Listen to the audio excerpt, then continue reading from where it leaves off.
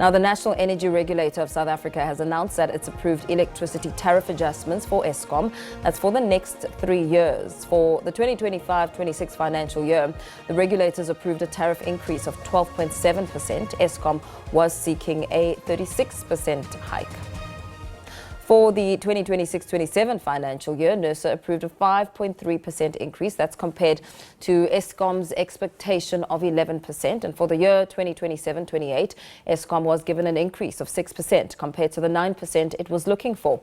The Ministry of Electricity and Energy welcomed the announcement, but added that the lower than expected tariffs would likely place pressure on Eskom to stay the course with its planned investment strategy to strengthen and modernize its generation, transmission and distribution infrastructure. He's promised to work closely with the utility to drive greater efficiencies. Minister of Electricity and Energy, Dr. Kgosientsho Ramokgopa, joins us to discuss this. Minister, very good evening to you. Thank you for joining us. Welcome.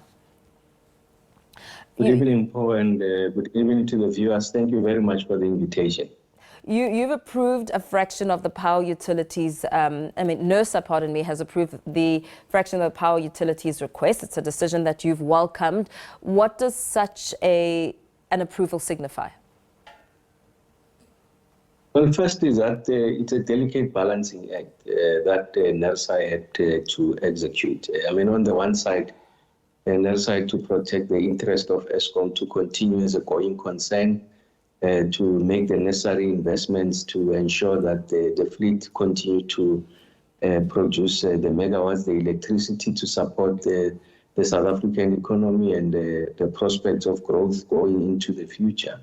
And then on the one hand, it needed to ensure that it protects the ability of households and businesses to continue to, if you like, for businesses to be competitive, and for households not to put an untold amount of pressure on their disposable income. We know that electricity is a big part of the expenditure of households, disproportionate impact on low-income households, and of course it's going to erode, if you like, the ability of households, especially low-income households, to meet their daily need. So that was a very delicate balancing act, but we welcome the decision by Nersa. A difficult one, but I think it's the one that, under the current circumstances, is the most plausible one, and we welcome that, and the fact that they made an independent, if you like, application on the submission by Eskom. It was an evaluation that was subjected to extensive public consultation, but we also want to, at the same breath, just acknowledge the contribution of various stakeholders that have made their submissions. They were able to broaden the flow of engagement, and this is a culmination of a truly substantive public engagement process. Minister, if we take stock of the current situation, you've touched on some of these elements briefly, but the approval of this tariff increase comes at a pivotal moment when Eskom is still grappling with extensive infrastructural issues, maintenance delays, the ever-looming threat of load shedding. How much pressure does this place on the power utility to really indeed stay the course? Well, yes, I've made the point that we are not out of the woods yet in relation to load shedding. Even now, as I speak to you, the system is under enormous pressure. So, these are legacy issues. So the leadership at Eskom, starting with the stewardship of the board led by Dr. Mteto and the new executive led by Mr. Marokane, are working very hard to ensure that those missteps, which has accumulated over a period of time, we get to clear those issues and place Eskom on a different path. Yes, it's going to be a very, very difficult exercise. Eskom needed this injection for it to continue to be a going concern, make the necessary investments. But also remember that National Treasury had injected about 252 billion rand spread over a period of about 3 years. Once Eskom is able to meet a particular set of targets that had been agreed to between Eskom and National Treasury, that loan then gets to be converted into equity, and Eskom has been able to place that to good use to ensure that we refurbish, we replenish the fleet of the generating unit, and that's why we've been able to see the kind of reprieve over this extended period of time. Yeah. But the long and short of it is not out of the woods yet. We still need to make the necessary investments. There's still Kusile is still a construction site. We must still synchronize unit number 6. We must return unit number 4 at Medupi. We must still get an extension of life for unit number 2 of Quebec. And we need to invest in transmission, a big a build program. Our computation suggests that we need something in the order of magnitude of about 390 billion rand over the next 10 years to modernize and expand the transmission by about 14,000 kilometers. So that's a sizable investment, and Eskom will need to be able to protect its revenue streams. We know there are challenges on the municipal side. Municipalities are not being paid. Collectively, they are owed 347 billion rands, and then in return, they owe Eskom over 100 billion rands. So we need to fix that equation. And as part of the conversation at Cabinet Lekgotla, we shared with Cabinet some of the interventions that we are making. I'll be announcing them in the next 2 to 3 weeks to make sure that we are on the right footing. And then you still need to resolve the issues of load reduction. So huge investments. But I must say, I sympathize with Nersa, and I welcome this decision. They had to balance these requirements from Eskom, but simultaneously making sure that you don't put undue pressure on households and also businesses, because the South African economy still needs to grow. Yes. So you need to produce competitively. And as you say that, of course, Minister, this is an increase which is likely to still further stir a lot of debate among consumers and businesses alike, many of whom who are already feeling the pinch from previous hikes and the ongoing economic pressures.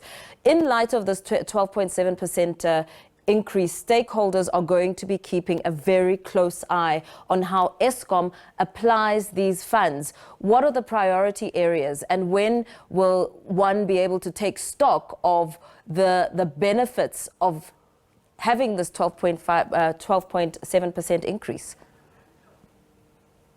Well, first, Eskom has designed an investment plan across the generation, transmission, and distribution value chain.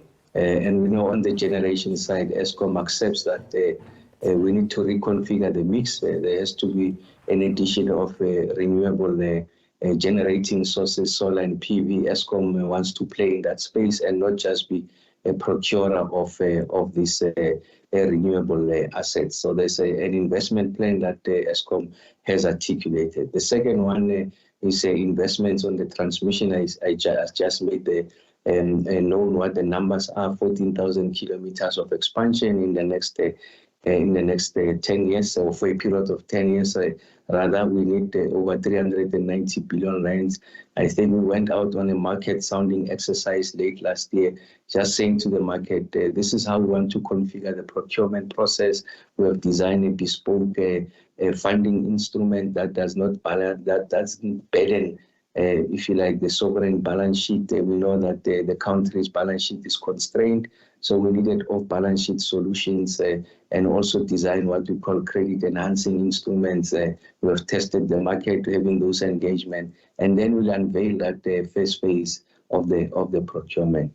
And then on the distribution side, I just made the point that many households here are still experiencing load reduction as a result of underinvestment on your distribution and transmission infrastructure.